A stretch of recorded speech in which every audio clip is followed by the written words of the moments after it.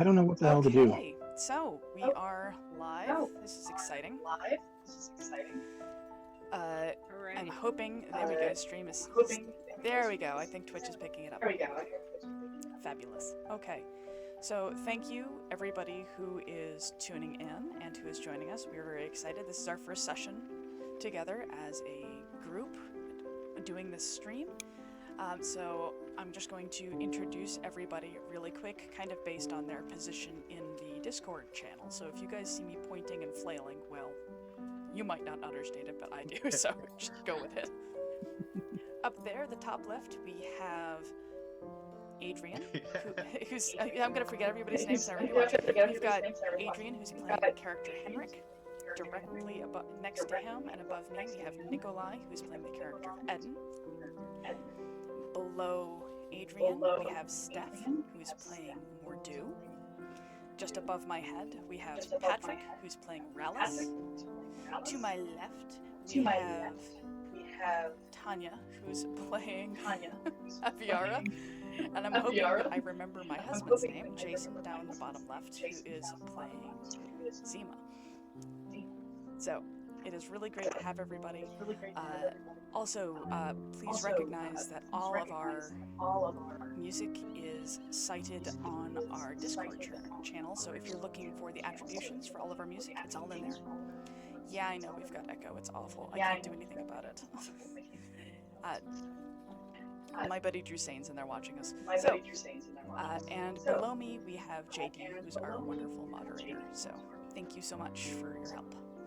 I am sorry about the echo. We're going to be working on that in the future by not having us in the same room. But if I stick my hand back that way, you can see me on Jay's screen. So echo's going to be a thing. So without further ado, we are just going to jump into this, I think. So we are starting in the city of Scaevolanum, which is the capital city of the country of Ostia. It has recently fallen on hard times thanks to the fact that the king, for a short time, outlawed magic to the great detriment of the populace. Magic was being exterminated with extreme ruthlessness, and anybody caught with magical potential was either gang pressed into joining the Inquisitors or was executed outright. That has changed in the past month, when the king came out and admitted he was, in fact, being run by an evil spirit. That, however, has not alleviated the problems. And it has only made some of them worse, because it has driven them underground. The city of Scaevolanum is, as you can see, huge. But our story starts here, in the Agora Porta. It is the largest of the various different marketplaces in Scaevolanum, and is frequently the site of questionable dealings. Our wonderful adventurers are in the market doing what they are doing. And I'm going to let you guys kind of just introduce yourselves and talk a little bit about what you're up to.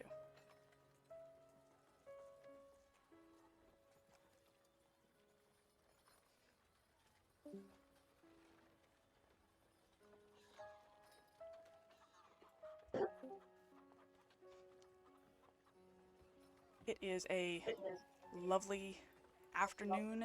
There are people everywhere. The market is humming. Everybody's happy.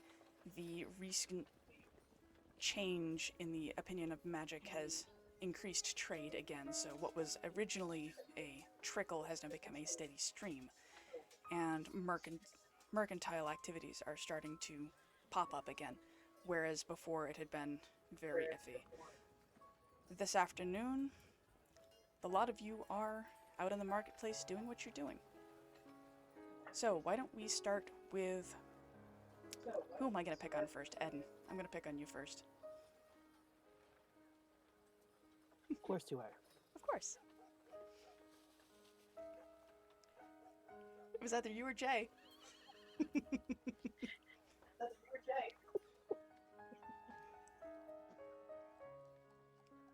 All right. How are we picking on me today? We are picking on you. What are you up to? Well, Eden is in the market in a tizzy because he has a performance this evening. And of course, he needs some last minute finery. So he has been wandering around with a purse full of gold, a look of intense panic on his face because he doesn't know where to start because he is overwhelmed by all of the shiny objects. Yeah. Well, he's currently standing right next to the tailor. Fortunately for him.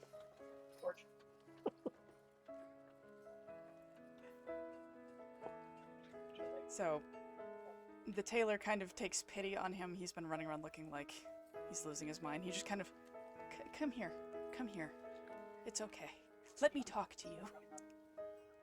You look frazzled, Hello. sir. Can I help? Well, I have a performance this evening, and I would like some embellishments. What kind of embellishments? Something flashy, something to, catch the attention of everybody, but perhaps the lucky lad or lady. Aha, those kind of embellishments. Well, I did just get some silken from Karasu. Come. He gestures you further into the stall as he retreats backwards to show you some of the fine wares he has on display.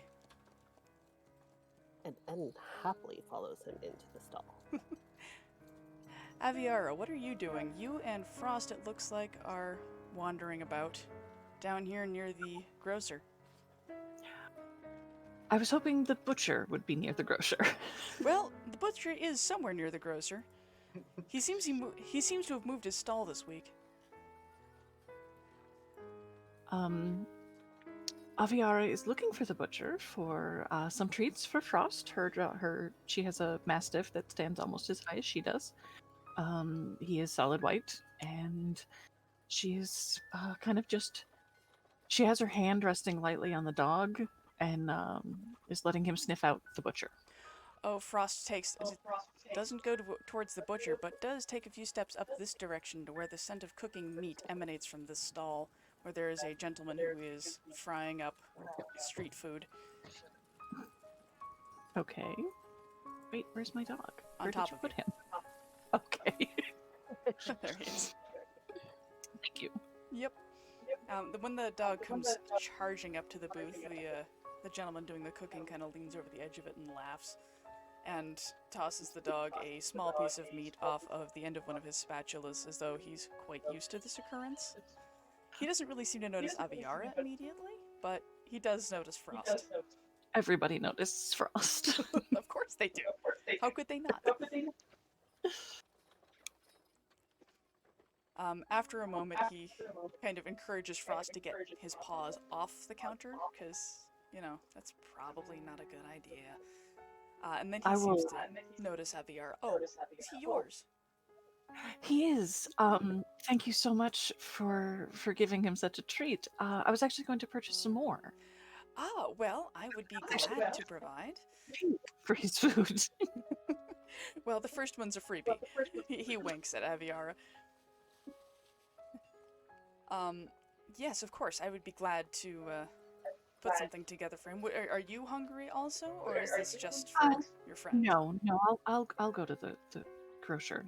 Ah, fair enough. Alas, I have lost a patron. He rolls his eyes but laughs and pulls out a few pieces of raw meat to wrap up and package for Frost. Thank you so much. I appreciate you. I'm glad to help. Next person, I'm going to pick on Mordo. Mordo is shopping, as that is one of his skills. Simply looking at the fabrics, not looking for anything in particular. Running his fingers over anyone that's outside and available for him to do so. He just likes to spend money and occasionally steal it, but there's nobody around, so. Well, I mean, there are people around, however, it probably, sticky fingers would be noticed.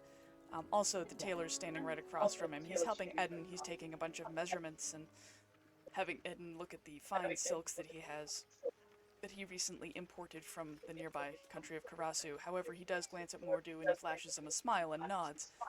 And though he keeps most of his attention on Eden, the fabric that Mordo is currently playing with is a really lovely, soft linen in a summery green color. The dye is really vibrant, but he's touched better. Indeed. He leaves the tailor to Eden, just wandering about, not really doing anything in particular. Just Fair enough. checking out the marketplace. Fair enough. What is Rallis up to? Rallis is going through the marketplace carrying a small wooden box, collecting coins to benefit the needy children of the city. Aha. Now the cobbler who is just next to him looks over when he hears Rallis calling out for alms for the poor, so to speak. He reaches into his satchel and pulls out a few copper and drops them into Rallis's alms box. Oh, bless you, sir. Of course, glad to help. Anything to help the children. Oh, very, very appreciated. Well, we've all got to keep together in these difficult times. Yes, we must think of the children. Indeed we must. Tell me, have you spoken to the other merchants about it? Oh, not yet. You're my first stop. Aha, well, if you head to the north, he points up towards the person up there selling herbs. I think he might be able to help too. Oh, thank you very much. Absolutely. You can just tell him that Orville sent you. Thank you. I make my way towards the herbalist. Okay. Looks like Henrik is down here near the alcohol, which is probably the best possible place for him. What nonsense is he getting up to? Well, he woke up not too long ago, so he's on the hunt for some food. Sounds about right. And yep. He smelled the stall down here, so he was heading it this way. Aha, makes sense. As he approaches the gentleman who's just finished packaging up the raw meat for Frost, gives Henrik a grin. Says, aha, you're not looking for the grocer too, are you? No, I smelled what you have, and was curious what exactly you've got. Well, it's meat. He gestures around him at the stall. Do you have anything cooked, or is it all raw? Well, I mean, it's mostly cooked. He turns around and kind of pokes a few of the things on the stove behind him that are sizzling and pulls off a skewer with various different seasoned meats. It smells amazing. And he holds them up kind of tantalizingly in Henrik's direction. 2 of those then. All right. He pulls out 2 of the skewers and hands them over to Henrik with a broad grin. It really does smell divine. You aren't exactly sure what's in the spice blend, but one of those I don't care. one of those questions you don't ask. And Zima. I don't think Zima's in the town because he's not on the map. He is But no, I'm not on the map. Well, that I can fix. Down where the alcohol is being served, there's a small 6'4" half-orc sits at a table.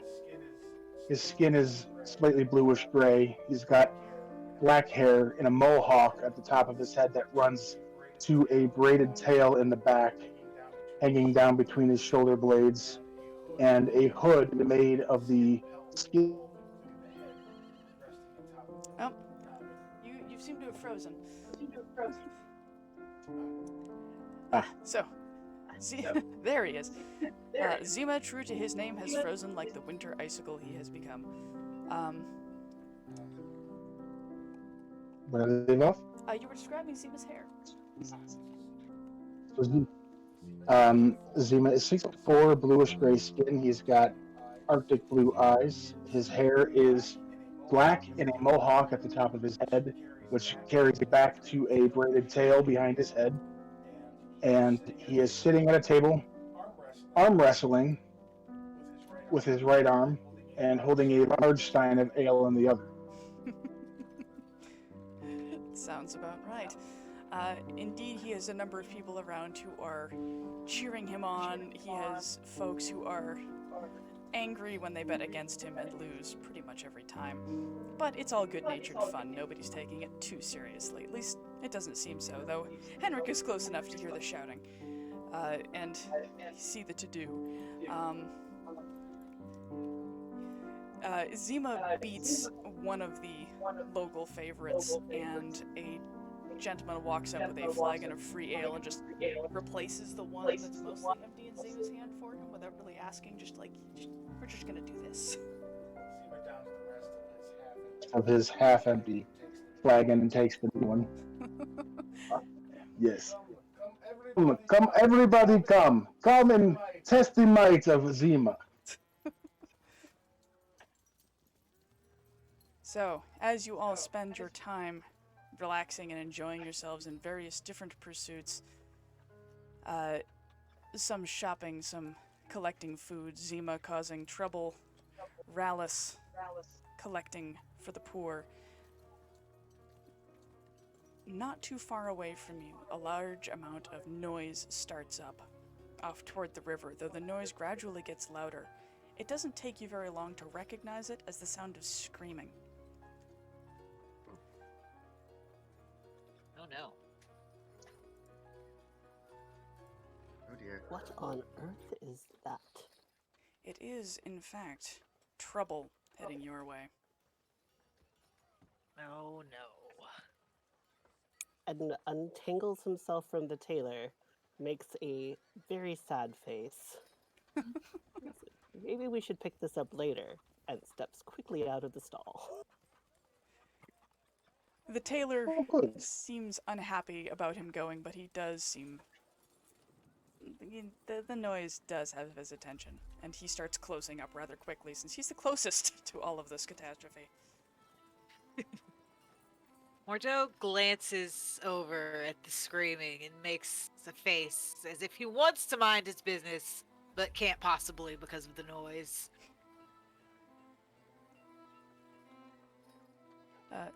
Zima. Here I thought this was going to be a boring day.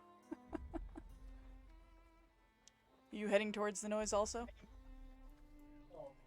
No, because I cannot move my icon on the map. Okay, well, I'll just drag you then. It's good to be the king. As you get close to the entryway of the marketplace, you see what the screaming is all about. A collection of specters have appeared Oh no. and are attacking townsfolk. Not too far away from them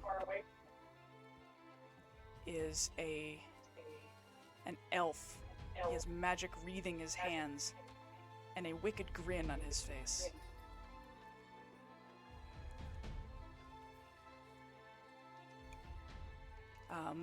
We aren't going to roll initiative yet, but how are all of you responding to this? This is obvious magic in a place where magic has been not so much allowed of late. Edmund quickly pulls up his hood in an attempt to hide his own ears. Fair enough. Mordo looks Decide- extremely annoyed. Of course he does. Aviara snaps her fingers and sends Frost away and puts herself between him and the specters. All right. Rollis freezes in place, dropping his box, coins spilling out onto the cobblestones,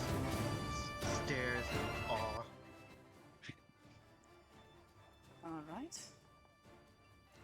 How about Henrik?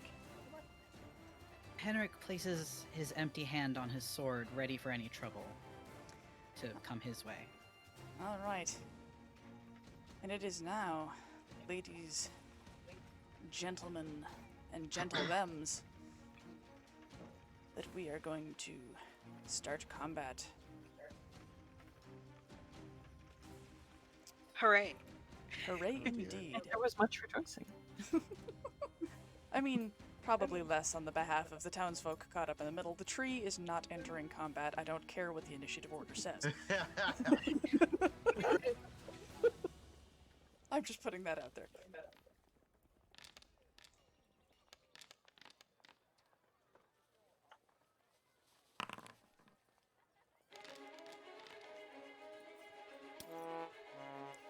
Oh. Who was that? That was somebody getting a 1. That would be That was Eddie, the Windy because Wizard. He wants none of his business. All right.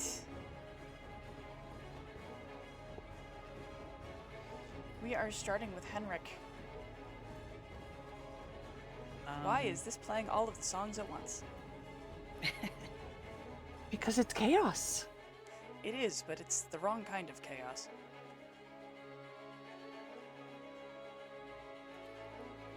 So, Henrik, you are up first. I see I'm near one of the specters, so I You will are, in move fact. toward it and attack. Okay. Do I need Alright, to make your target attack.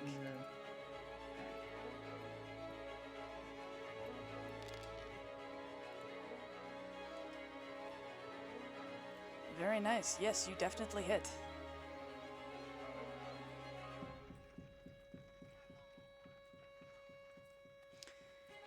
Alright. The Spectre seems to take less damage than you would expect. The rapier kind of goes through it, but it doesn't stick. Oh. Well, this is terrible. It does, in fact, seem terrible.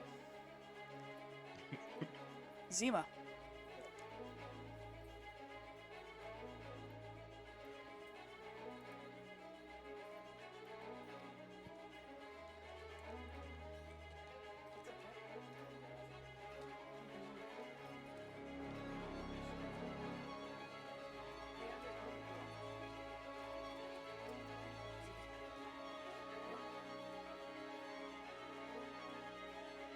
And the spinning thing is an indicator of whose turn it is. He's dropped from the Discord. Ah, he did he? Delightful. Jay, you have dropped from the Discord.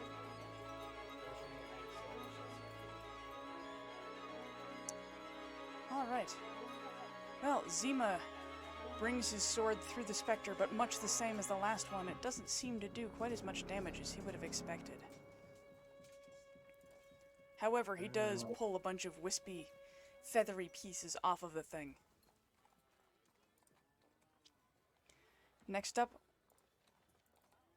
one of the specters turns toward the townsfolk that Ral is standing near and takes a step forward and reaches out, dragging its claws down the townsfolk's body. And it seems as though parts of the townsfolk, the person's spirit, enter the specter's claws, and it grins as the person just falls down dead. I'm having all kinds of technological problems today. Of course we are, because it's the first day we do this, naturally. Naturally.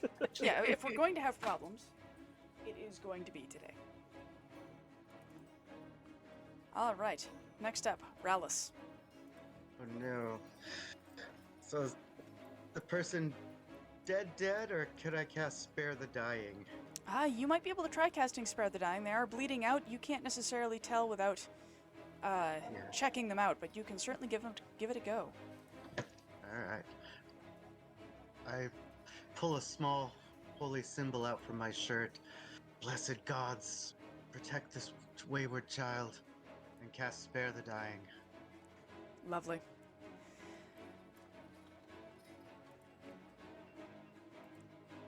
All right.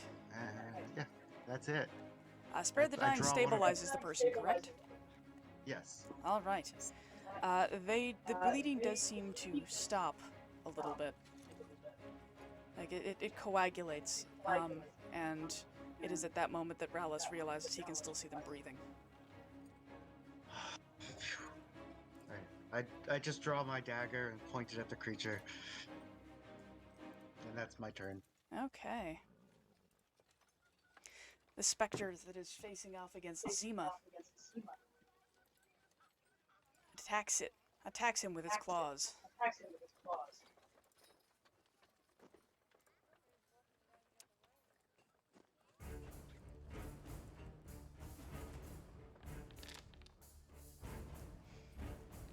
Does a 14 beat your AC? I have no idea. Okay, well, since Zima's having some issues, it does not. In fact, it tries to claw Zima, but misses. He kind of leans back a little bit, and its spectral claws sort of rake down the outside of his clothing, doing a little damage, but not really harming it. Aviara. Aviara is none too pleased that a townsperson has been harmed.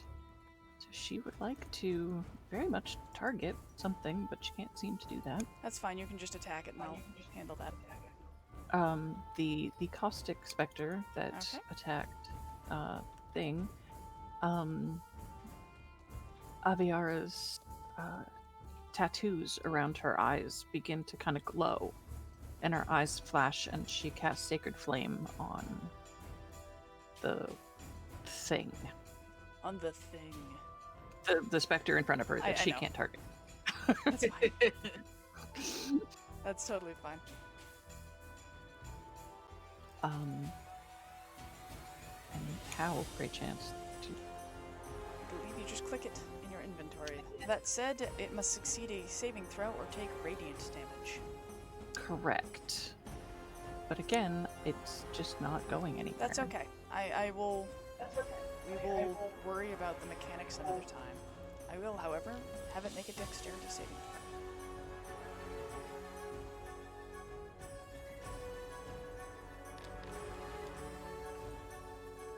throw. It fails.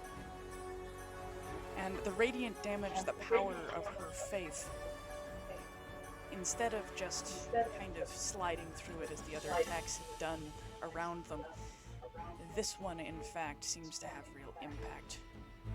And the wraith shrieks and kind of vanishes. Oh, lovely. Mordo. Fantastic.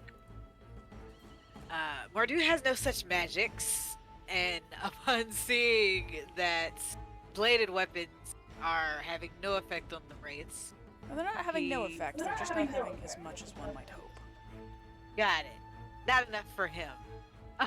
Fair enough. Upon seeing this, he suggests that maybe something is controlling them. He can't quite see it, but makes the suggestion as a whole. He says to Aviara, "More of that, please." Whatever that was. Yes, Do more of that. fair enough. So he's just gonna kind of hold his action and wait. Yeah. Kind of observing, like, not really much he can do here, but perhaps something around is controlling it. He can't see it, but Fair enough. Seeing that the wraiths are being met with resistance, the wizard standing in the back turns and runs, dashing across the water, as though the water were solid ground. It is about at that moment that a number of city guards pour into the scene. Drawn by the chaos, having been not far from the marketplace to begin with, they march into the space in an attempt to help protect the townsfolk.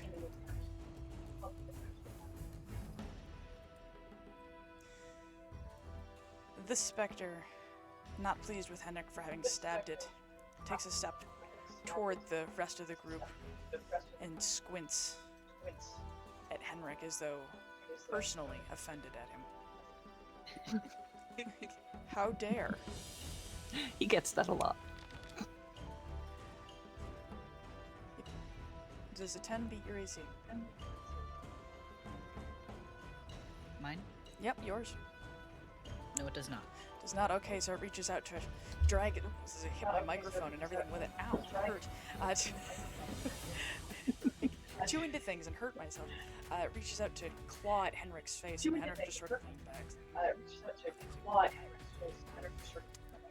Thank you very much, no.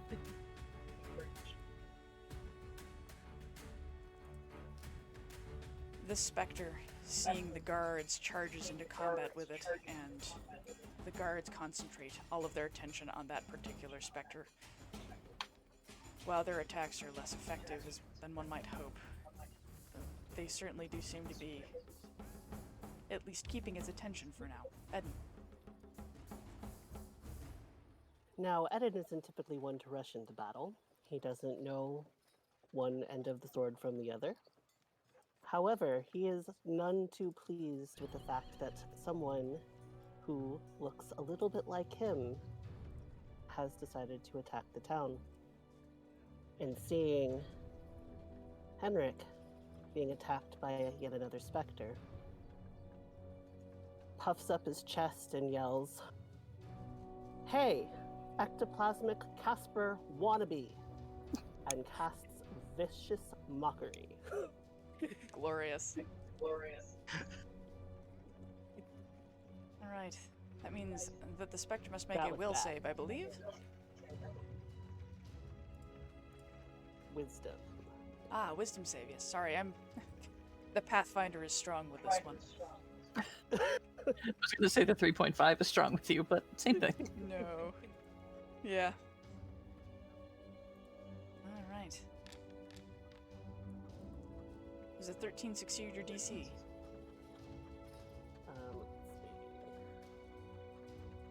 13 is my DC. Alright.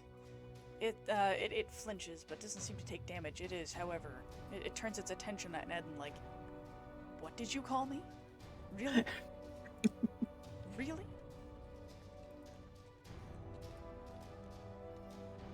You heard me.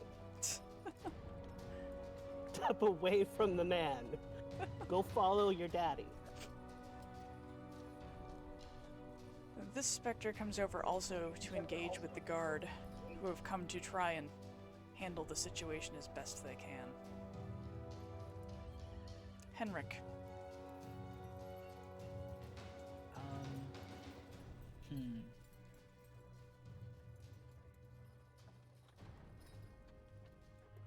I'm torn. Fair enough. I realize I can't pursue the wizard across the water, so I'm going to continue attacking this specter. Alright.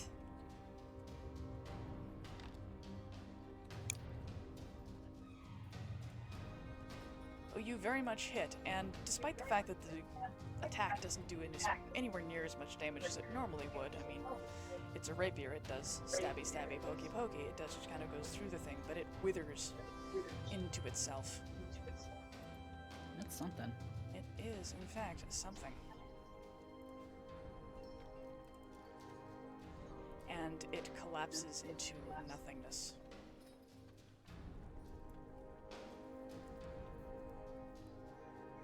Next up, we have Zima.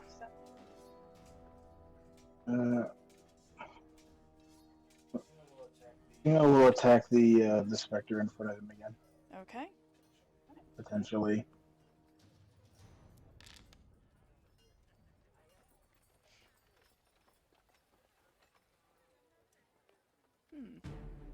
There it is. Yes, he hits. Again, it doesn't do anywhere near as much damage as he would have expected, but it does. The specter dissipates as his sword passes through it. Having apparently dissipated the spell that was keeping it here. Relish. Alright. I'm going to take a step forward and stab at the specter next to me. All right. It is Stabbity engaged stab. with several guards and is not really paying much attention to you at the moment.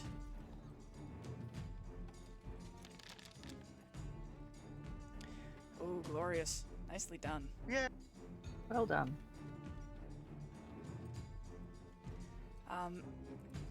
You stab your knife straight through the specter, your kind of wrist going into the specter's ghostly flesh, which feels very cold and a little numbing. It doesn't loosen your grip on your dagger, however. You are very focused and very unhappy about these beasts. Take that. It shrieks and kind of recoils a little bit. The guards around him kind of dogpiling onto that one to try and take it out as quickly as possible. Aviara. I accidentally did a thing, sorry. That's okay, no judgment. Aviara, seeing how much the power of Selyun affected these things, would like to glare at the farthest one. Seeing that Rahl has that one well in hand, she would like to again cast Sacred Flame with a flash of her eyes at that one. Yes. Fair enough.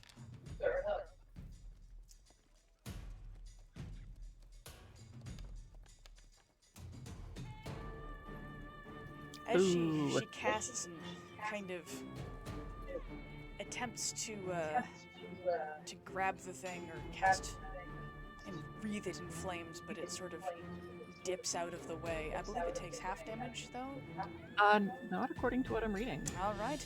Well, in that case, the flame kind of goes over it. It does the limbo. Like, you know. How low can it go? Well, that's apparently how low it goes. Low enough. Too low. Curse. Too low. Mordo.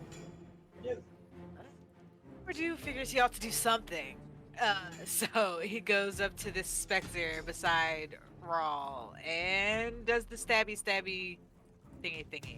Stabby thingy. Yeah. You know the thing. Fair enough. The things that rogues do Yeah. That thing that rogue do. Yeah. from behind. Though With the pointy end. he's apparently a little distracted by what's going on and doesn't quite land the attack. Maybe it's because these are ghosts and they're spooky, scary things. Maybe it's because really he's just that upset about his shopping having been interrupted. That's also possible. That's it. Yeah, That's he's just totally the reason. really right just there. that over this whole thing. That's it.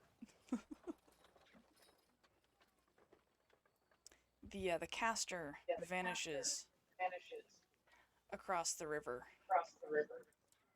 to who knows where. This specter here takes a step over towards Mordo, since Mordo is being irksome, albeit mildly, but irksome. And again attempts to slash at him with his claws.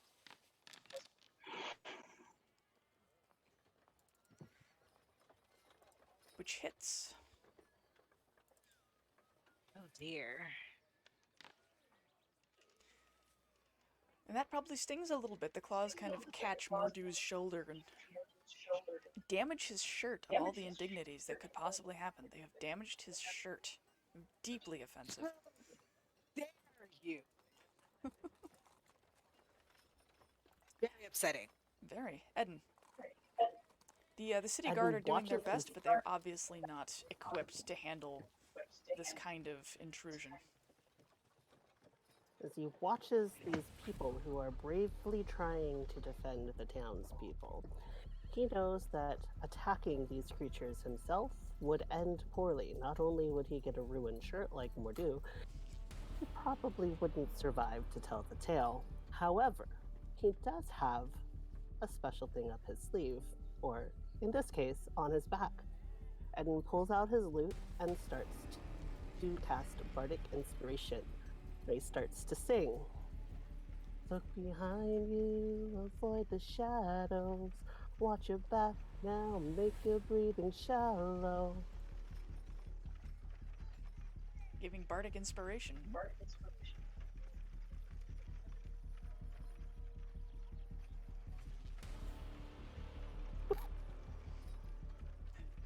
He's having an off night, apparently. He is, but he's kind of scared. To be fair, this whole situation has him very stressed out.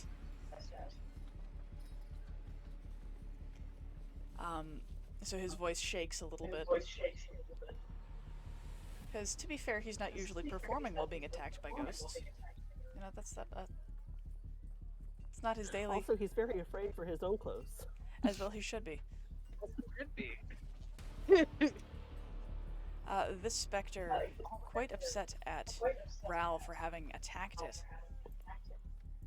again attempts to slash at him with its claws. But misses entirely.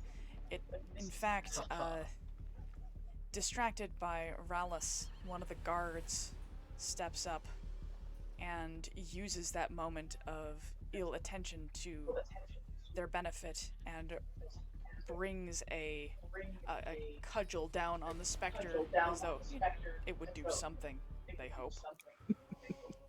But to no avail. So that roll, even though it's a 1, does that get added to someone's AC? Yeah, who are you targeting with it? Probably was going to target whoever needed the help the most, which it looks probably Mordo. Okay, so, yeah, we'll go with He gets that. a whole extra 1. Congratulations. Thanks. Oh,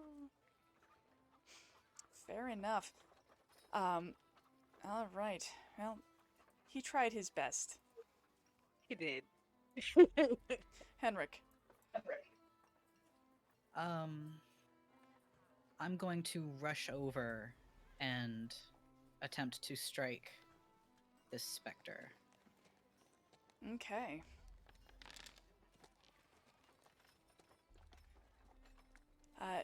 You miss just barely. You know, you go to stab it, but it's spectral, so it's hard to see, and the very edge of its clothing sort of wisps just out of Henrik's range just as he moves in. Of course. Zima.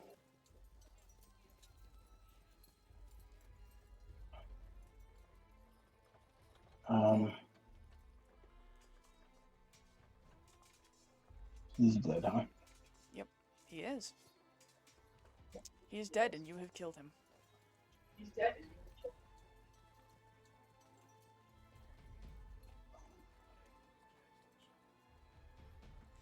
All right. Nothing I can do here.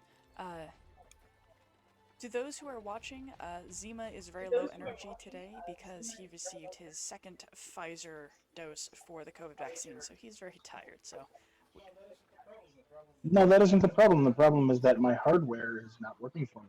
there's that too. So, you are attacking the Spectre? Okay. Hopefully.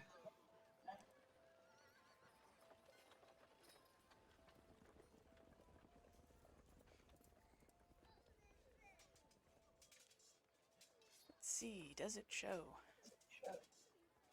Did I attack? Nope, it doesn't show. There it is. It just took a second.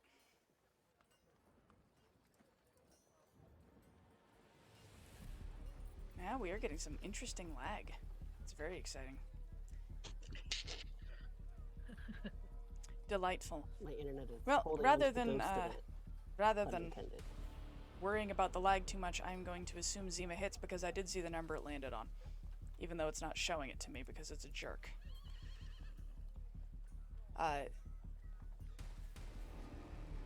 Zima, you are using a greatsword, correct? All right. Yes. So he sort of just rolls it off of his shoulder and straight through the Spectre from top to bottom. And this one having been dogpiled on by Oh, rude. several guards, yeah, that would have hit. It dissipates into a disconcerted poof. It is you.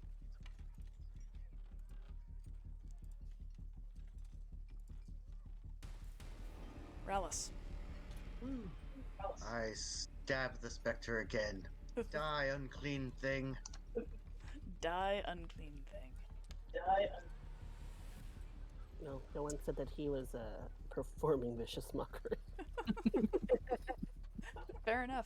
After several stabs and much attention from the guards, Rallis manages to dispel the specter. He stabs it again, and at his proximity, he can kind of feel the cold warming up as it wafts away from his dagger, fading into nothing. The afternoon, the market, which had been so pleasant and lovely before, is now far less so, and everybody seems to be scuttling for home. The guards who had arrived look around at the collected folks who had stepped up, and the one up front looks at Zima in particular, recognizing him, and says, "Can I ask you to please come with us to help us sort out what has happened here?" Okay. Well, Zima has exploded, but yes, he's willing to go. Is it clearly for all of us or just Zima? No, it's for all of you. He looks at Zima first, but he does gesture to all of you. Aviari would like to step up and ask Mordo, "Are you all right?" laying her hand on Mordo's shoulder and casting Healing Word. Oh, well, how nice of you. What do you mean? Fine. Mostly upset about my shirt, but all right. But I very much appreciate you. That's being subtle. So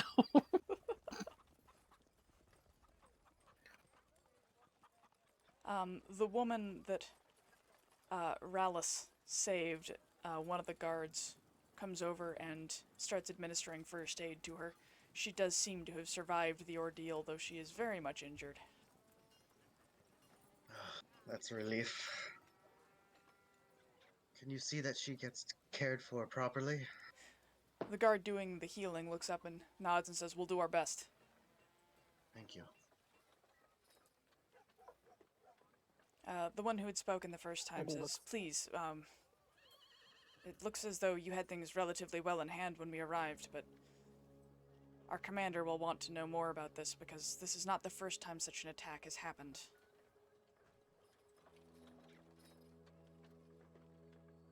And we're, to be fair, kind of at the end of our rope. At the guards. He tucks his cloak a little bit tighter around himself. Well, if you're going, I guess I go too. He's kind of off his game tonight. Yeah. Or at least it wasn't a performance. Mordo's shopping trip is ruined, so he figured he may as well go. Fair enough. Henrik, Brellis? Henrik shrugs and agrees to go. Okay. Very well. Aviari will whistle for Frost, and when he arrives, they will go. All right. The guards lead you back to the guardhouse, not too far away from the market. There's one very nearby. They draw you in from the front room and then through a pair of doors into what is obviously the less public part of the guardhouse. There is a rather pale man standing off in the corner. He doesn't say much as you enter. Though at the minute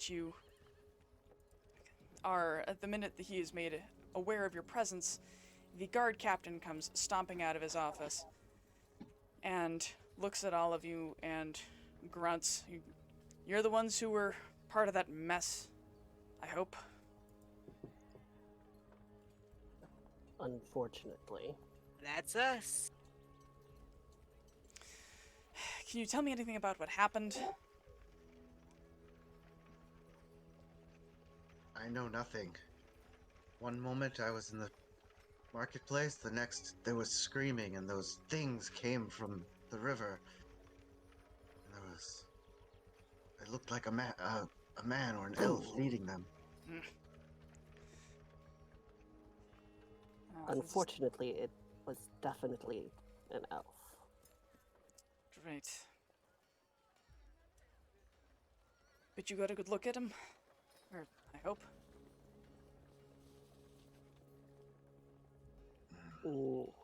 We were a little bit more focused on trying to keep the specters from killing people.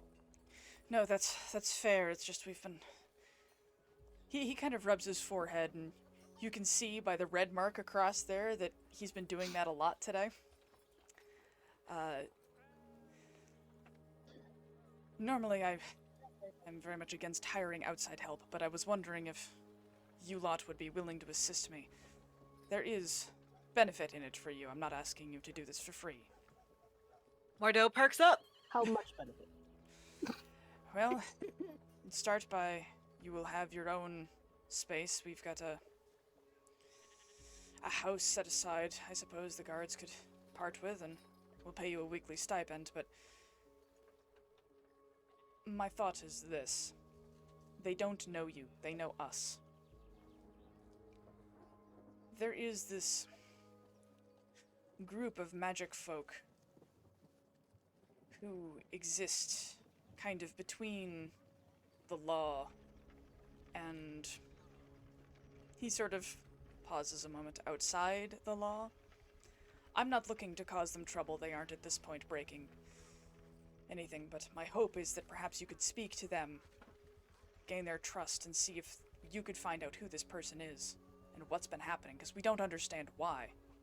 Magic is now legal. You'd think that they would want to ensure that it stays so, not attack innocents.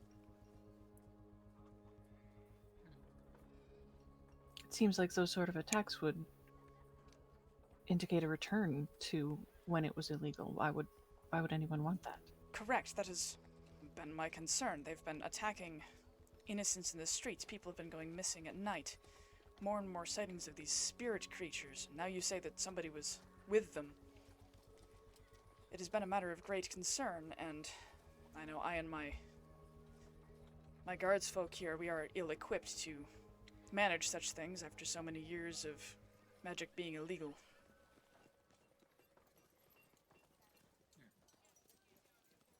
We are doing our best. I'm willing to put my life on the line, but I do want some... He pauses for a moment, trying to put it delicately. I am willing... He pulls his hood down to reveal his own ears. I believe I can help. The guard captain nods a couple of times, but he doesn't seem bothered by your ancestry.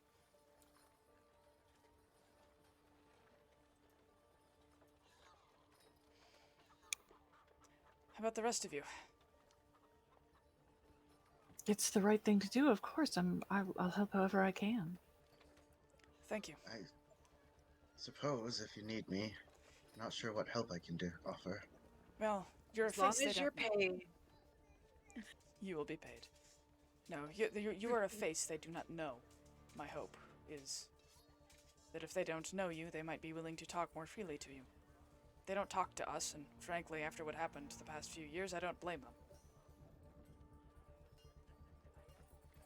Seems a sound plan. I'll go along with it. People are being attacked. Say again, Zima? You were saying innocent people are being attacked. Yes. What kind of innocent people? Whoever happens to be in their way. I've seen women with child get attacked, and I'd really rather not describe that to you, but there's no... They're attacking children. I mean, not specifically or directly, but it has happened, yes.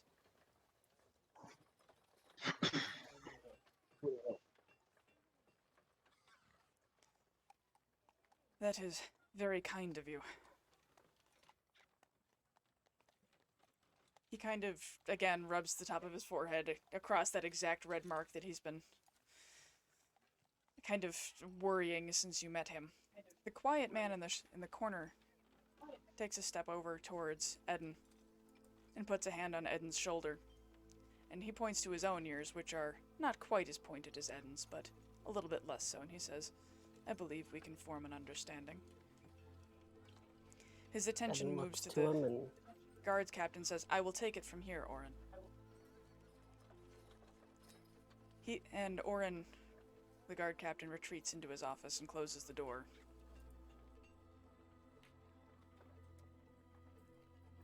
The pointy-eared Eden gentleman looks at the lot of you. ears and kind of just Hmm? and just stares at the ears for a minute, nods his head. The strange gentleman looks at the lot of you and says, "Orin is a good man, but he is ill-equipped to deal with this problem. He's doing his best, but his best isn't good enough. And that is why I decided to have him ask you for help. The reality here is that while magic is now legal again, we are having issues with, I suspect, those who wish it to remain illegal. The Inquisitors, as much as we publicly like to say otherwise, are alive and well. And it is my deep and personal concern that this is their work."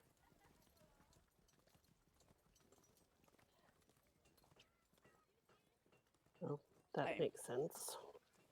That is my worry. Have you been here long enough to recognize the name, or are you mostly lately comers? He looks around, kind of searching your faces for recognition of the word. I've only just left the temple. I'm sorry. Just visiting. I've I I've thought the heard the word. Inquisitors well gone. Well, seems at least I one of cannot- you knows. I cannot help but understand Inquisitors.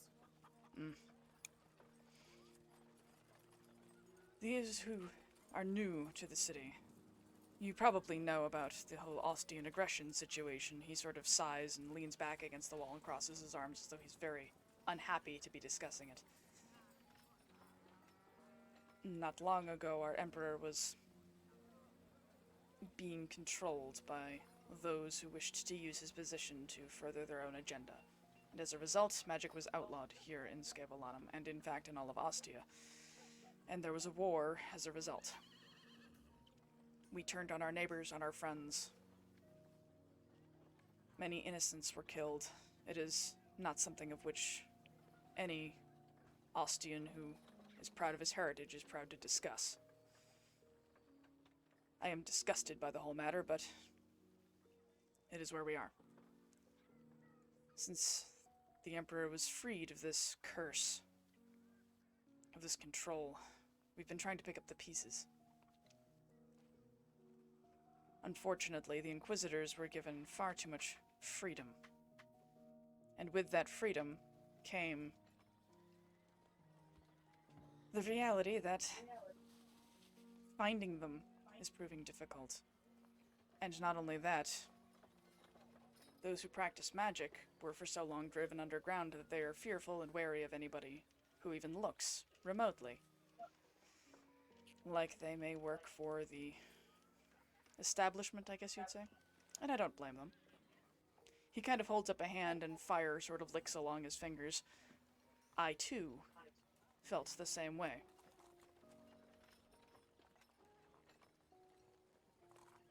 And The who intention exactly are you? What am I? Who Oh, are you? you can call me the handler. That'll do for now.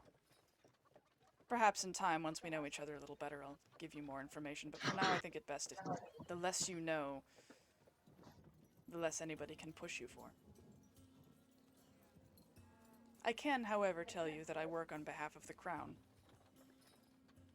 and that I am a man of my word. That's not. I'm sure that isn't very reassuring, given the reputation of our Emperor. But at the moment, I'm the man with the purse. You can walk away if you choose. You are not by any means forced to assist me. But I'm more concerned about the people who have been being harmed by all of this. Somebody just rolled to attack him. Really? That was an accident. Really? We're not even an hour in and you're already murdering my NPCs? Is that how this is gonna go? Well, that escalated quickly. Sorry, I was cleaning my knife and it went off. Fair enough. That's some twitchy hand work there. Very well then. However, if you would like, we can adjourn somewhere a little more quiet than the guardhouse here to have a proper introduction. I would like that very much. As would I. I suppose. You just want to get paid for that shirt, I'm assuming. You are correct, sir. You will get paid for the shirt. He kind of sighs. The handler gestures you to follow him. No longer surrounded by guards, he leads you out into the city and down several side streets. The place he takes you to it's in an okay part of town. It's not great. It's not terrible. You've seen worse. However, when he leads you inside, it is not particularly well kept. It is dusty, there are some cobwebs. It is obvious it hasn't been used in quite some time, though the furniture is quite serviceable. Once you're all inside, he closes the door behind him and says, "This place, should you choose to assist us, will be yours for your use during that time. You can appoint it however you see fit. And we may speak freely here. There are preventatives, shall we say, from anybody spying. Care has been taken." How many rooms is this place? Enough. He smiles a little. Mordo looks much, much more comfortable outside of the guardhouse.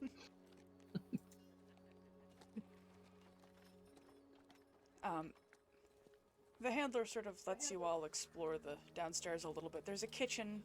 There doesn't seem to be much in it at the moment, though the stove and the fireplace seem to have been lit in advance of your arrival. Could definitely use a scrubbing. He looks and a around in dusting. slight disgust. The handler chuckles. "Yes, well, we haven't had much use for this space in quite some time, so..." I'm not afraid of hard work. I can take care of it. So, As long as I don't have to get my hands dirty.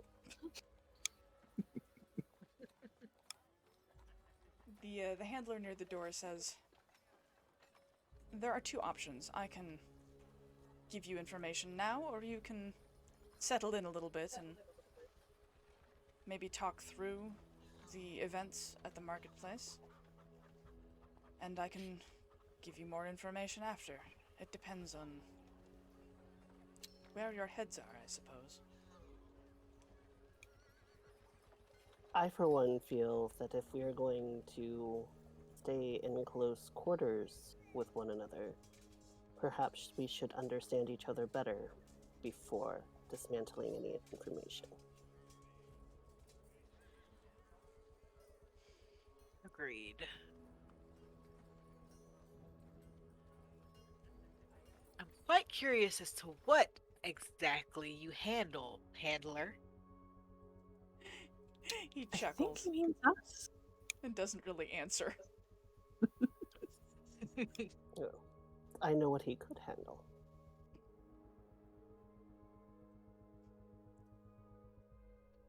Javier is just gonna like pet Frost. So perhaps we should start with the simple things. What are your names?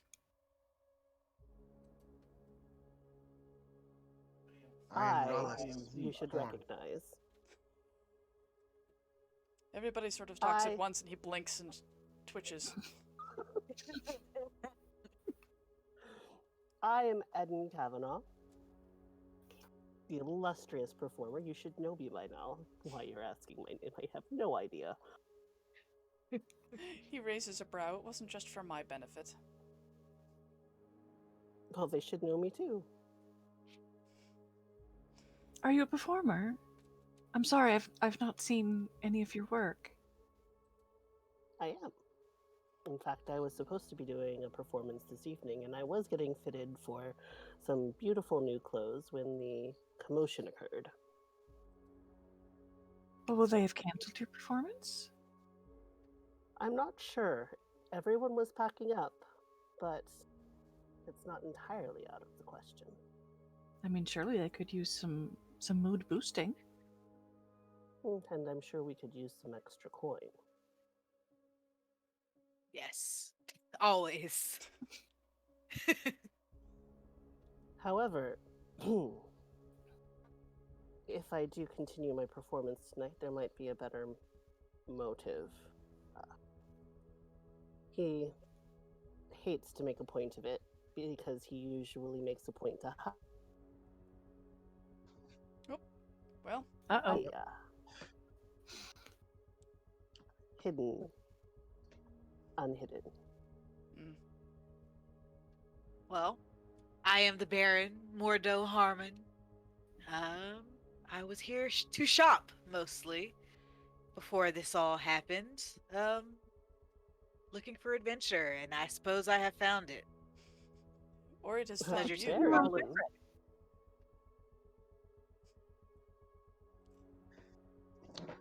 I am Rallis Horn. I collect alms for the poor. I was not seeking adventure today, but regardless, it seems to have found me. I'll do what I can. No more, no less. It's usually how it goes. Surely there's a purpose in all things. Were it not for your intervention, that villager would have died. Years studying in the temple gave me a few tricks. As have they I. Me. I. Me too.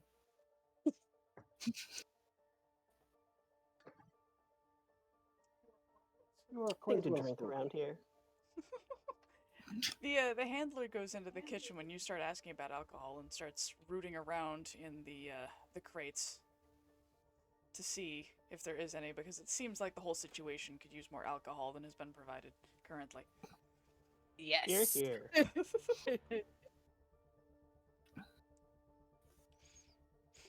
Wine, vodka, ale. What's in there? He digs around and like you see him pull out something, shake it a couple times, shake his head, put it back down.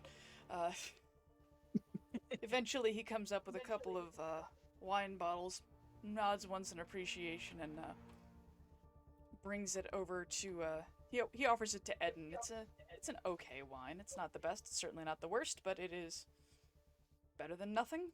You can share this He as you takes choose. the bottle. It's a whole bottle.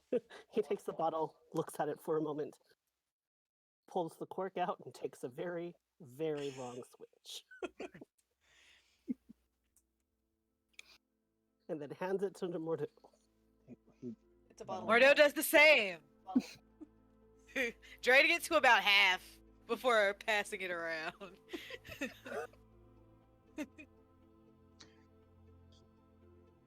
When it arrives at Aviara, she will pass it on without taking a sip. I am Aviara Vidania. I serve the goddess Selyun, and I've been in the temple for quite some time, but I was called to go forth and bring my gifts to the world, and if today has taught me anything, it's that they're needed more than ever. And this is Frost. This is my best friend, and It's the puppy. We're the like dogs. and we're happy to help however we can. Zima knows me. I've done some healing in the fighting arenas, but he's the only one I recognize. Please appreciate. He said is always appreciated. Yep. You're very quiet.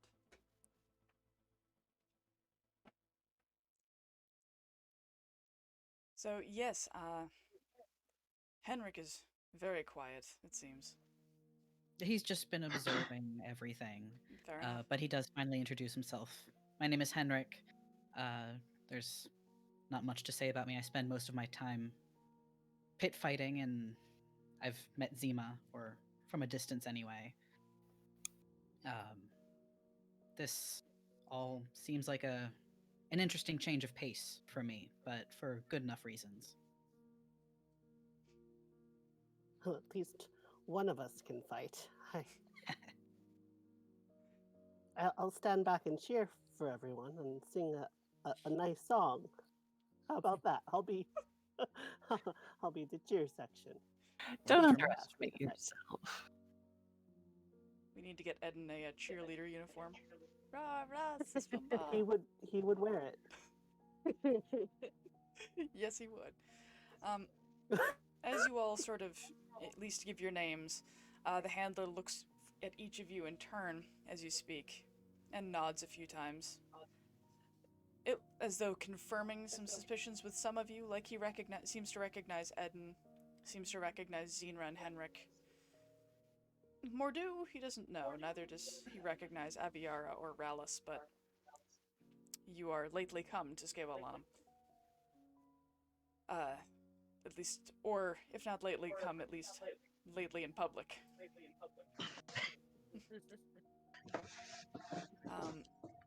He smiles a little bit and says, yes, this should do nicely. I heard from some of the guards that at least a few of you may have some sorceress inclinations. I'm not asking you for details, I'm not even asking you to identify yourselves, but if you do, it could prove useful to our attempts to get the magic users in the area to trust you. Now, let me be clear. He produces a seal from underneath his shirt, removing it off of a chain and holds it up. It is the royal seal of Scaevolanum. When I say I speak for the king, I mean very much that I speak for the king. Your work here will help save innocent lives. I am not asking you to do anything that I am unwilling to do myself, but there are some things I cannot do myself. He tucks it back away again. As to your compensation, well, you shall have this space to be appointed however you choose, and a Tarask, which is probably in the way of my screens. Keaton. She's so helpful. And not only that, you will be paid a stipend weekly based on what you are doing. The more dangerous your work, the more money you will be paid, which seems fair to me. I mean, if you're going to be risking your life, you should be adequately compensated for it. That we can agree on. That's kind of fun. Well, some of it, I hope. I do like to have fun. My familiar is problematic.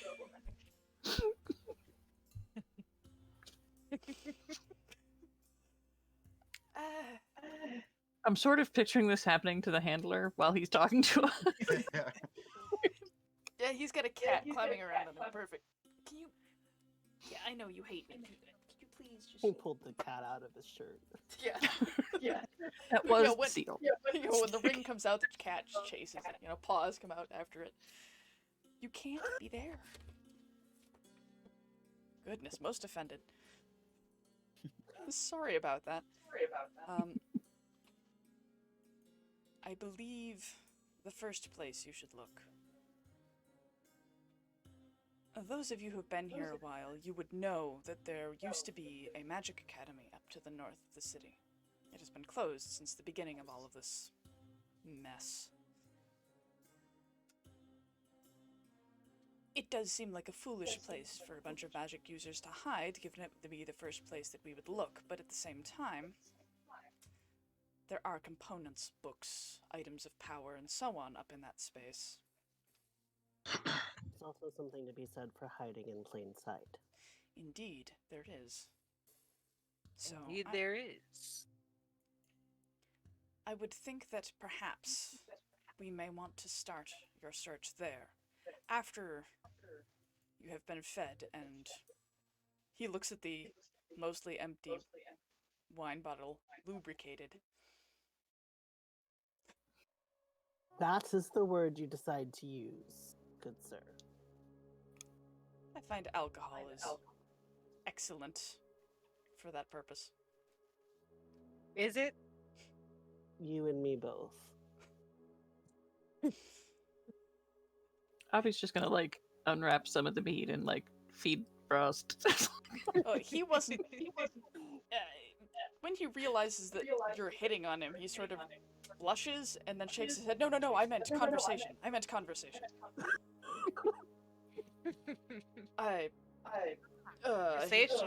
He messes with his hair and takes several steps away. You said what you said. You cannot take it back now. I'm going to see if there's more alcohol. I need alcohol. He starts rummaging around in the crates, Hey, pretending get something stronger than wine. he's pretending you don't exist for the moment while he tries to recover his composure.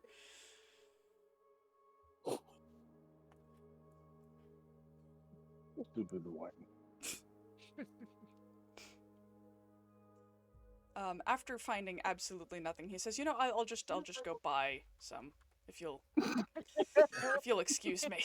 And what did you do? That usually works.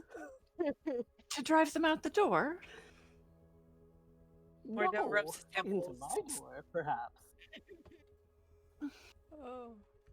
Today is an off night. Is now really the time? Always the time.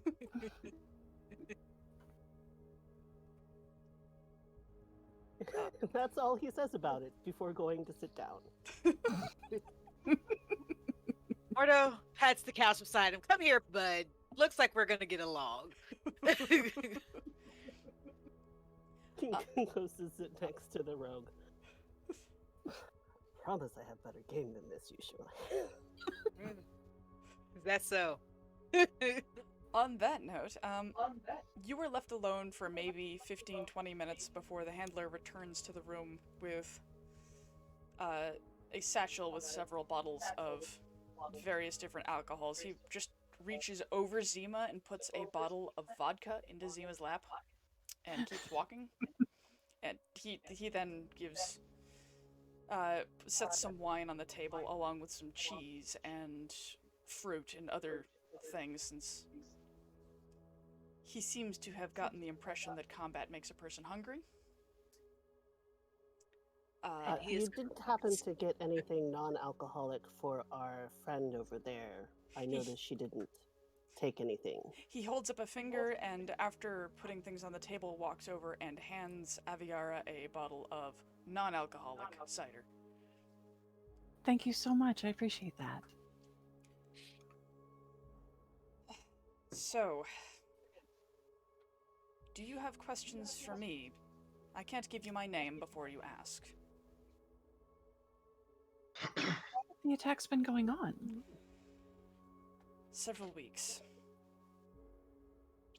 We've been trying to keep it quiet for the most part, because starting a general panic and recognizing that it's part of, it's being perpetrated by magic would only cause further insult and injury to people who've already suffered enough. Are they restricted to the market, or do they happen in other places? That's the problem. They've been everywhere. If they were located in a specific area of the city, I could at least... Do you have any leads? So far, the only thing I can think of is talk to the mages who've hidden themselves. If anybody's doing magic to cause this. I mean, it requires a certain amount of skill to summon wraiths. You can't just, pop one up because you feel like it at a dinner table for a party. Or, I mean, you can When if did you're they that start? good, but that requires skill. Several weeks ago, he said. Yes, it started a few weeks ago. So What shortly does after Big Daddy King say the about this? ban was lifted. When Zima asks what the Emperor thinks about this, the handler just shakes his head. The reason he dispatched me is because he's very unhappy about it. He's been doing his best to try and undo the damage caused, but such a process is a slow one. And is it always the specters that attack, or are there other magical attacks? It has mostly been the summoning of beasts. There haven't been too many direct attacks. I haven't seen fireballs going off in the middle of taverns and such, thank goodness. But it's mostly been summonings, things that are designed to frighten people. Well, it certainly succeeded. Indeed, and these attacks have all been very public, which is even further underlying the problem. They want to be seen. That's intentional, yeah. Yes. Which has led me to believing it may be the Inquisitors. So if I follow the timeline right, these started very shortly after the magic ban was lifted. And Not the very long, Emperor correct. revealed. So Zima's going to pick up the vodka bottle. Mm-hmm. He's going to shove the top of it into the mouth of the wolf head sitting on top of his head. And he gives it a twist and pulls the bottle down, and the cork is stuck on one of the wolf's teeth. And he takes a long guzzle and nods. I am very interested in hunting for Inquisitor. Well, this would be a good I'm opportunity. to gather then. these inquisitors are not friendly. They never have been, so those. I suppose I should start from the beginning. Inquisitors hunt for magic people. King used to hate magic. King used to have people go all across the land and hunt down people who use magic, either arrest them or kill them. Even those blessed with the gifts of healing? Da. The handler sighs and says he has the right of it, yes. All magic users, including the clerics, were driven out of Ostia or rounded up in chains and made to serve the Inquisitors. There were two options. Either that or they were killed. None of I'm which... glad that So- reached extend into my temple. Well, your temple must have either been very lucky or not have been in Ostia. Both are possible, and I'm not going to ask too many questions. She's gonna tuck her hair behind her incredibly pointy ear. He nods.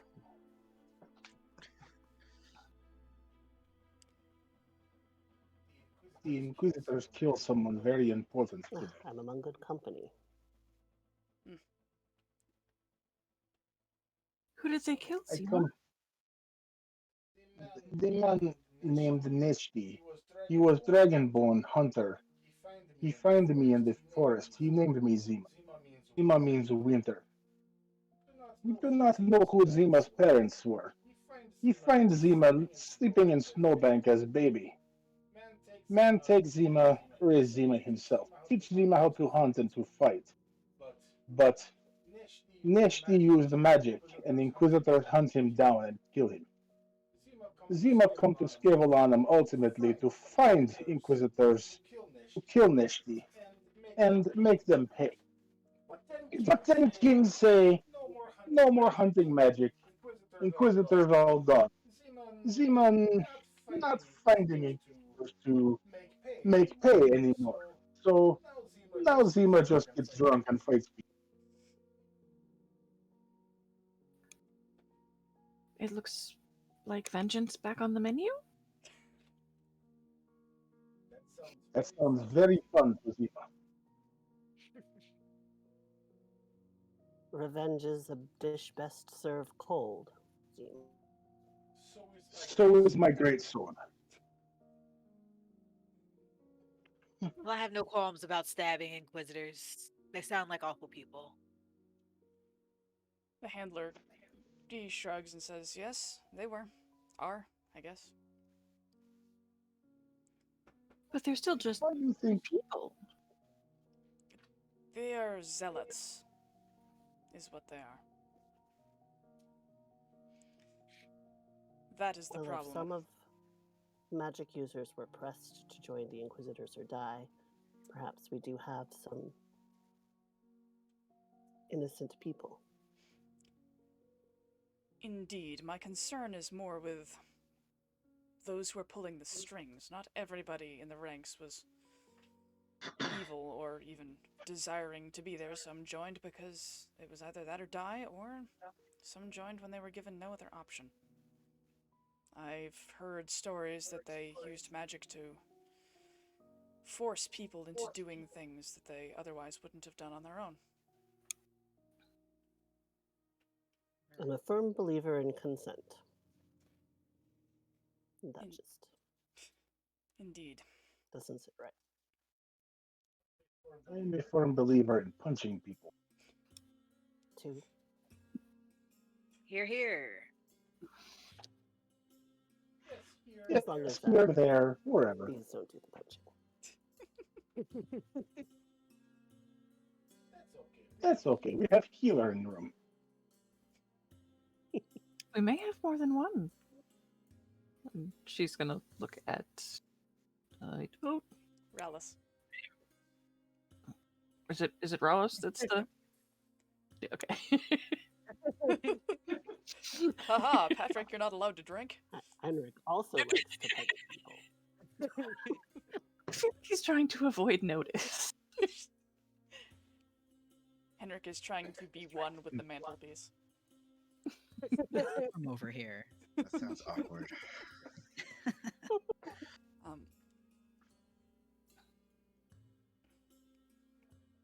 Henrik fights more with fists, less with mouth. Last time I tried to handle the sword, it did not go well. So, You did not have a good teacher. or I'm just meant to stay back and not risk this beautiful face. Where's the fun Clearly, fact?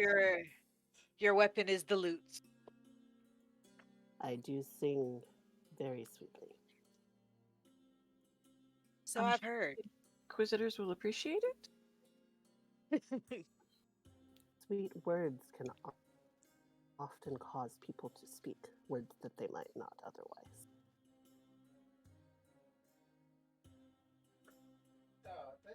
That is all very pretty, but know that if you stand around in battle, if I lose greatsword, I may pick you up and use you as greatsword.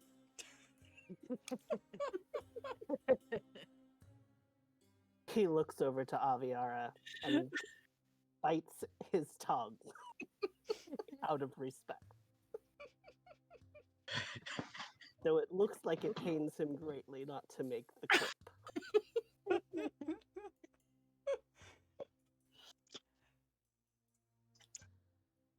He gives Mordo a knowing glance. Mordo raises his eyebrow and nods. The handler walks over to the table and sets down a weighty pouch. Looks like it probably has money in it. Oh, does it now? Indeed.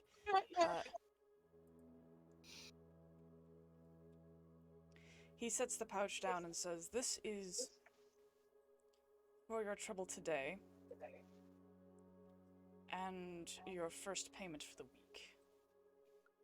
With more agility than he's shown this entire meeting, Mordo hops over the couch and goes to count the coins. Hey, that is for all of us. I'm not going to take any, I'm just counting it. Mm.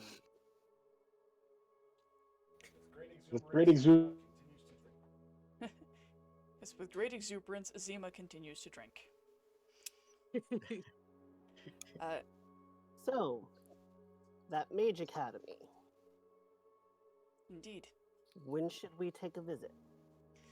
I'm going to allow you to be the masters of your own schedule. Or mistresses, or what have you. GM, Yes. out of character, Mhm. does Avi remember the academy, or is this a different? I think this is the same one. She might. It's the academy in Scaevolanum. It's been there forever, so yes. I think it's the Okay. it's the big one. It just got shut down when the whole magic ban happened. Right. how long has that been going on? That was about 5 years that that magic was banned in Ostia completely. It only came back a few. My brain just stopped working. The rescinding of the order happened maybe about a month ago, so just before all these attacks started. So Avi's experience of it would have been at least 50 years ago. Yeah, it would have been a while. It would have been a while ago. Okay, but she would know where it is. Yeah, and at she'd probably least. remember the layout of the buildings, or at least the main ones. I mean, they may have built new ones in the intervening years, and apprentices do tend to be hard on architecture. So that is a reality, but she would know. It is to the north of the city. You should be able to access the city map. If necessary, I can pull you to it. Mhm. If you look over to scenes, it should the little map-looking icon. There should be a drop-down for overland and city maps.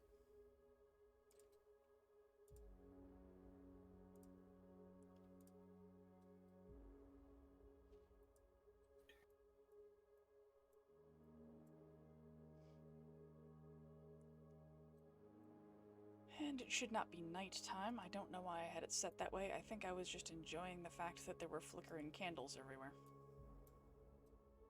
It was the ambiance. Indeed. There we go.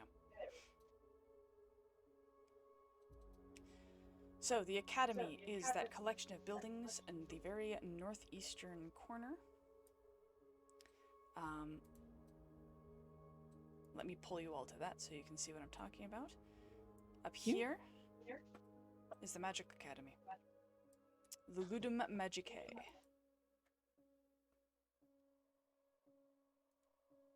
And where is their little house located? It is in this region. It's not too. Actually, it's probably in this. Sorry, it's not in that. It's over here. The dull orange is the Pauperum, which is extremely poor. You guys are in the next step up. It's the big circle, the fighting pit. That is in fact the Caladium. It is more or less the center of sporting culture events and so on of the city. It is used for races, it is used for grand contests of strength, it is used for all sorts of other things. It's only really full on large holidays or big events, though around that there are a huge number of places with, Zima's very familiar with it, as is Henrik. That's your part of the city. But the Best part. But the Ludum Magicae is to the northeast, and that would be the Magic College. It has since obviously fallen into ruin, and not. And I say fallen into ruin in so much as the Inquisitors have ransacked it thoroughly.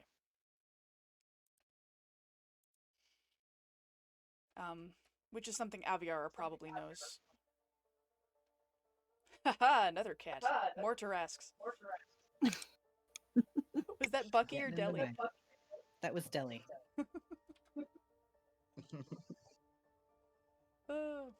That's why I put cat beds on my desk. There's one Smart. right over there. I used to keep cardboard boxes on my desk for the cats. Mm-hmm. Yeah, you corral them by letting them think they're in charge. Yep.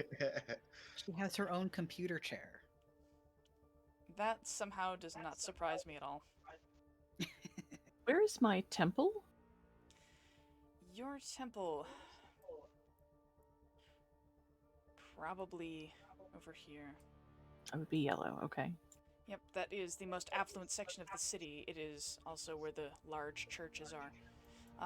This one is a different denomination entirely. Okay. That one is dedicated to a god of the fight, being that it's close to the Caladium. And I'm assuming Eden spends a lot of time over here. That is the soldiers area? Probably not. Not over there. Well, maybe over I there. mean, maybe over there, but Eden probably spends a great deal of his time in this silver area down here. This is mostly where the merchants and the middle class folk live. There are a lot of taverns, people who would appreciate his skills down there. Also, in the green area, there are a few up there, though that is where the wealthy mages used to live, and there are far fewer people there now than there were. Is that area also ransacked? Some of it is, some of it isn't. It didn't come under the same scrutiny that the Magical Academy did, however. So, the Ludum Magicae was gutted, more or less, so far as you know. But there still may be things in there that could be useful for practitioners in the way of components and books and so on, but anything of serious value or power is either hidden really well or gone. Again, so far as you know.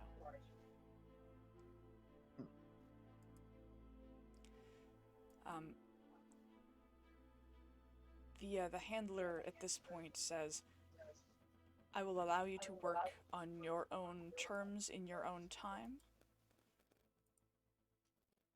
However, I do have things I must attend to, so I cannot stay here all evening. Will we find you in the guard's tower? Yes, he's easy enough. It is easy enough to reach me that way. Shall we make our way to the Mage's Academy? I feel as if I sit here and drink for too much longer, I will be useless, and I would like to explore. Is it still like midday? It's like mid-afternoon, yeah. Because the attack happened in broad daylight. It wasn't disguised, it wasn't nighttime, it was just right there for everybody to see. I'm not sure I long to investigate an abandoned academy in the middle of the night, but now seems as good a time as any. Any objections? None. No. No. Sooner we get this Joe, over you with, can the leave better. the money there on the table. Yes, the money is in. How many people are there? 6? 6 neat stacks of coins. All of them even. Thank you very much. Gotta gain their trust first. Exactly. All right. Zima, what are your thoughts? Yeah. Would you like to go try and find some Inquisitors? Oh, that sounds like a very good idea. All right. How He quickly looks has over Zima to- been drinking that vodka? Can you make a constitution check for me? Oh no. There's a possibility.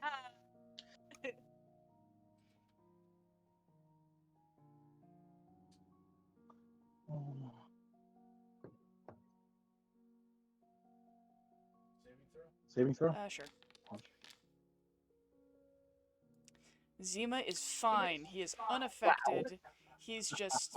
It's like water to him. Better of life. Indeed.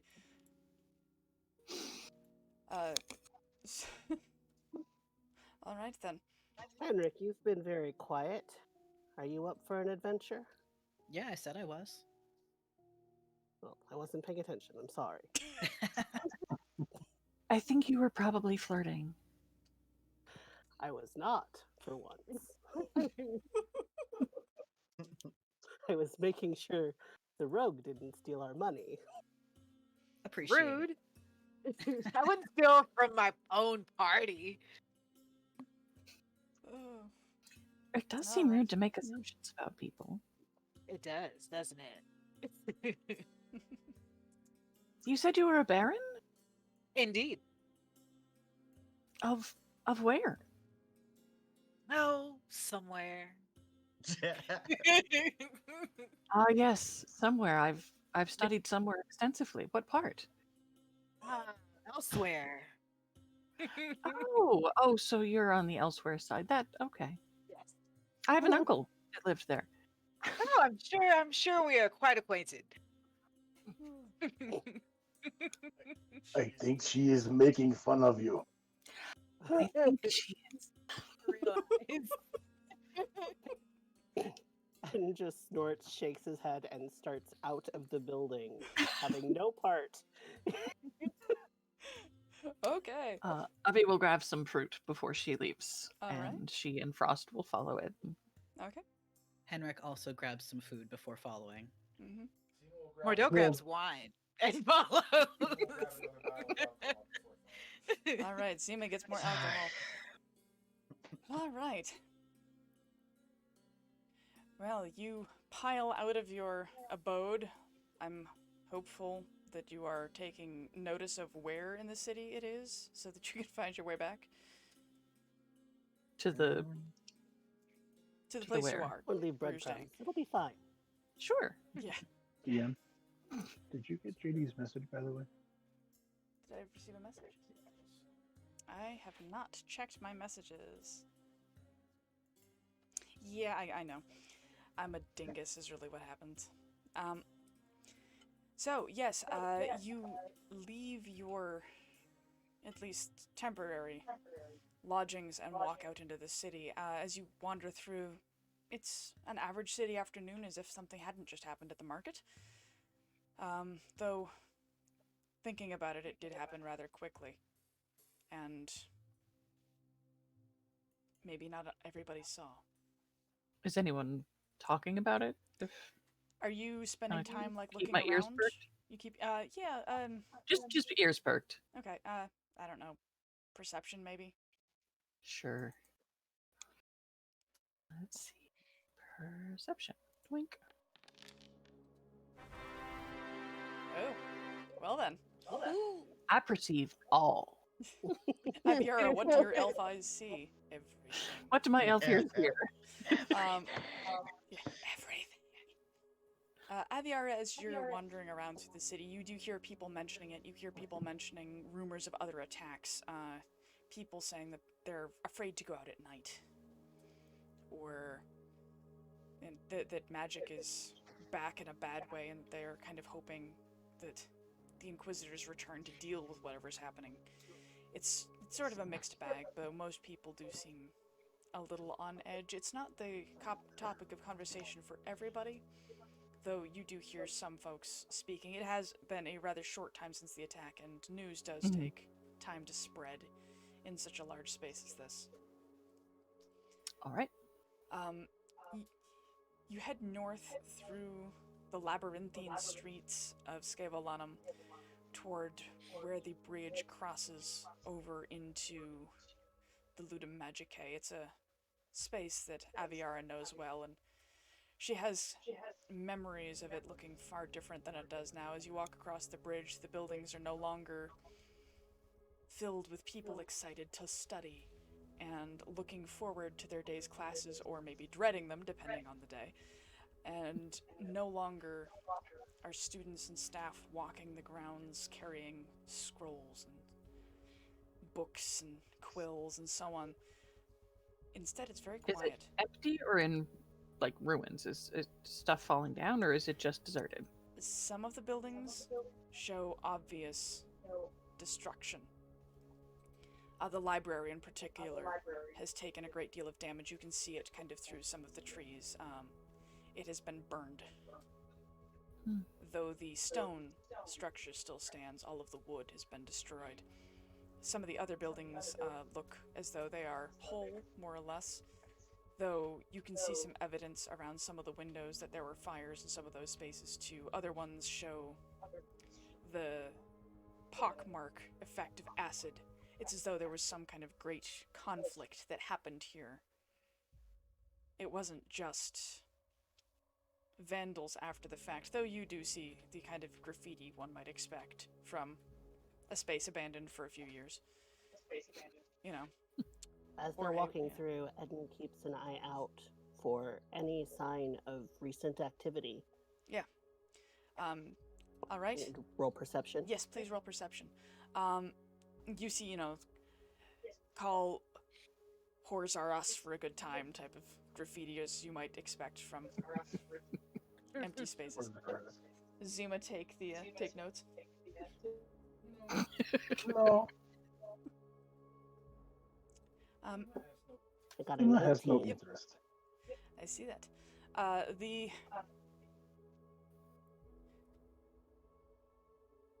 Eden sees that at least a couple of the doors look like they have been opened since, in more recently than 5 years. They look as though some of the handles are in better polish, I guess. They aren't just rusted over. But he doesn't know for sure if that's magical or if that's because somebody's been here. It's stone, so you can't really see footprints. For example, there's stone paths and stuff. It's hard to tell if there's. Are there any lights on anywhere? No, it's midday, so there aren't any lights on much of anywhere. It's like about 3 p.m. So it's still very bright out. You don't see any lights in any of the windows or anything at the moment. Though it's a rather big campus and you've just crossed the bridge.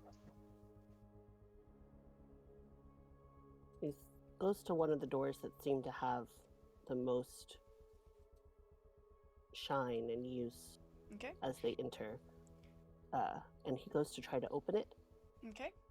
It swings open silently, as if the hinges are very well oiled. It goes into what looks like some sort of office, since this is the closest building to the bridge.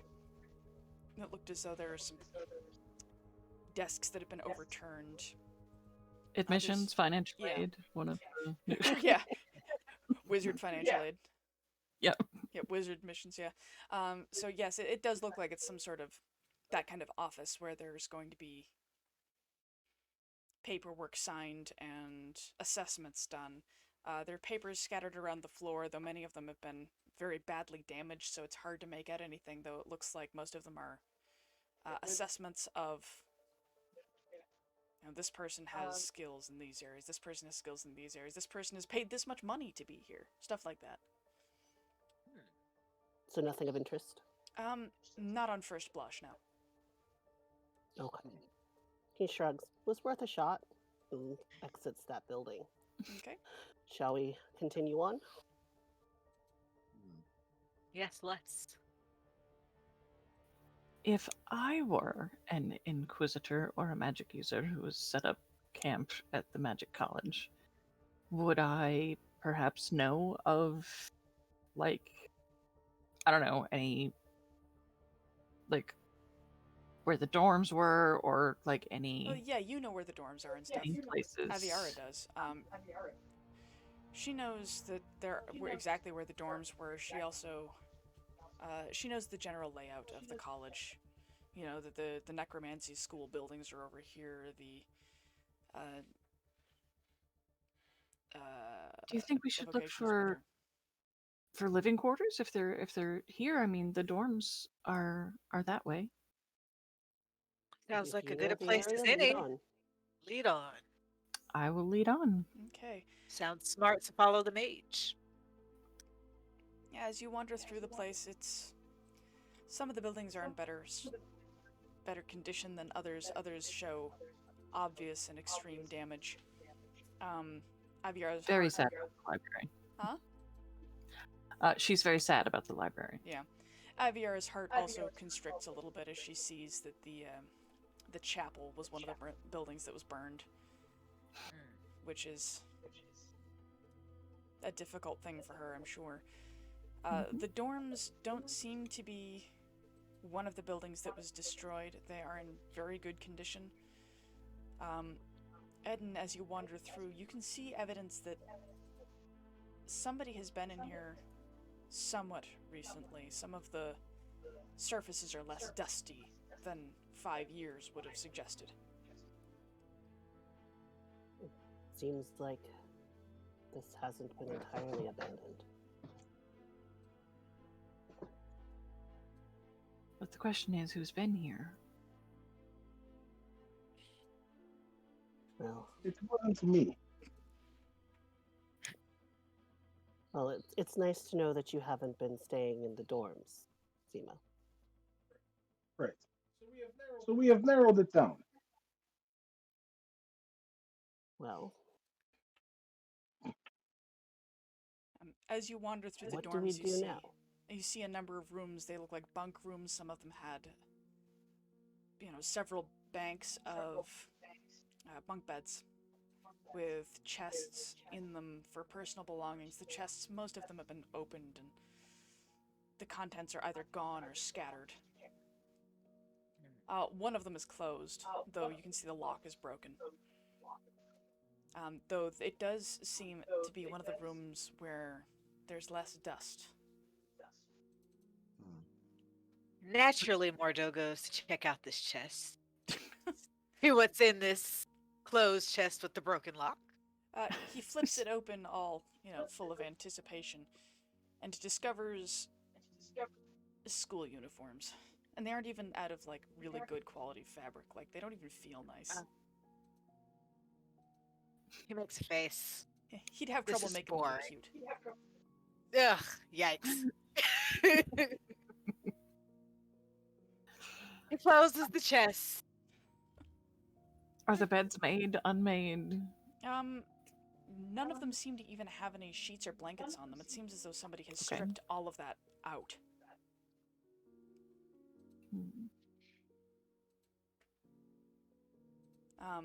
Eden takes a closer look around, under, and around the beds. Okay. Make another perception check, since we're in a different space. Okay. He does notice that these are some of the things that have been disturbed the most recently, as though somebody had come and stripped all of the bedding off of these.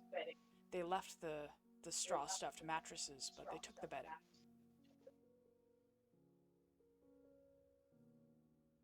Who just takes bedding? Yes, that's really strange. Here you go, buddy. It's not like they could make clothes out of them if anything goes by those uniforms. Or maybe they're sleeping somewhere else and they just took the blankets. Seems more likely. This Where would they sleep that would be protected and safe? Did the He school looks to have a Aviara. Do you have any idea? GM? What was that?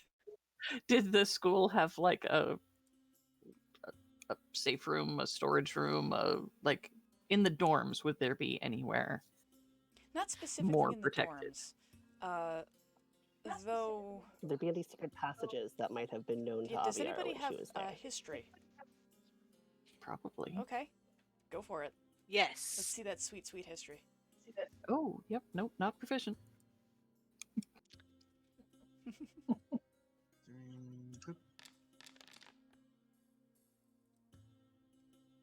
You want me to roll too? Yeah, go for it. Okay. Rallus knows that with the history of Scaevolanum, one of the earliest things the dwarves built when they came to this space from the mountains were great vaulted aquifers under the city. They are some of the strongest and longest lasting structures back from when the city was first built. And there's easy access to them from a number of places. Almost any well in the city connects down into that system.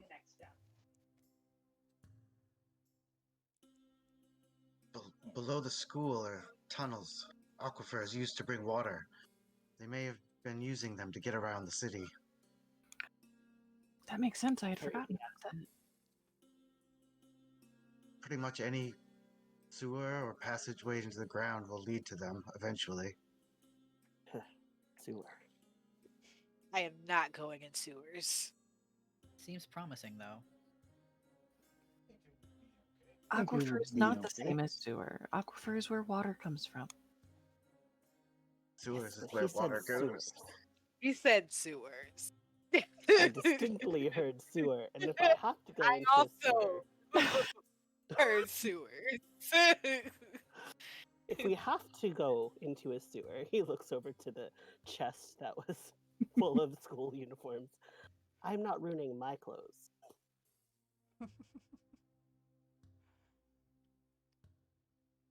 Well, Is there absolutely anything else?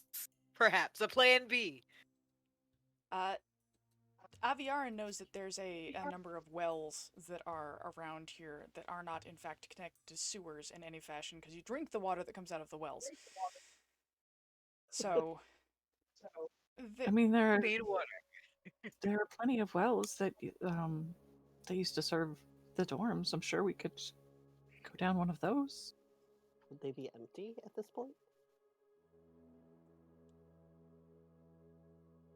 One way to find out. Because I don't swim. You only Good talk about idea. Let the whole town Zima water. Zima water. Huh? He shall be a very refreshing beverage. And with the amount of vodka he's drunk, he will be a very refreshing alcoholic beverage. He's gonna be pickled before we get down there. I would mention something about Zima being a tall drink, but I guess I just did, didn't I? So the wells Anyway, are this well, way, and we're let's walking. go to the. This is us. We're walking. We're Yes. walking the other way. And we're walking. Right, and you're walking. You guys arrive to one of the bigger wells on the property. Aviara knows where the kitchen drew most of their water from, and that was the largest well with probably the biggest mouth, because it served the kitchen and the laundry, and so there were many people drawing water from it at once. She has no trouble navigating her way to it, and as she looks down, it's obviously very dark down there, and it's a long ways down. Interesting. Looks over to Mordo. Hey, do you have a coin you can drop in the well? Make a wish. Must I? You're the Baron. But he does it anyway. He pulls out a coin, a copper coin, from his pocket and tosses it down the well. It's quiet for a while, and eventually you hear a soft, kind of echoey splash down the bottom. It's deep. And why don't we call it there? It is 8:59. What a perfect time. Yeah. So, Yay! thank you, Not everybody. dead. I appreciate you dealing with the tech hiccups and everything. Thank you for everybody who is watching. We appreciate you and are glad to have you with us. And we shall be back next week to figure out what is in the well. What's in the well? What is in the well? Oh, what's in the box? And Mordo can get his coin back. And Mordo get his copper Full of back. cookies. Full of cookies. Yes, this well is full of cookies. There No, could be chocolate down there, okay? No. With these mentions of sewers, I would rather there not be. That's a fair question. Thank you, Drusane. I appreciate you joining us. Thank you for the others who have joined us for this lodge. I've been seeing some folks in the chat. Thank you so much. I hope that you guys have a wonderful evening, and I'm really excited to start the story. With any luck, we will get all of these tech glitches ironed out. But, of course, they'd all show up on launch, right? All of them. Please be patient. Yes, please be patient. We are trying to improve. And as I want to remind folks, our attribution for our music is in our Discord channel. It is mostly from Incompetech, But please do join our Discord server. We would love to have you, and I'm hoping that we can share memes and goof off and have fun together during the week between sessions. So, thank you so much, and I hope everybody has a great evening. Bye. Bye. Bye. Y'all come back now, you hear? Come back next week. See you next week.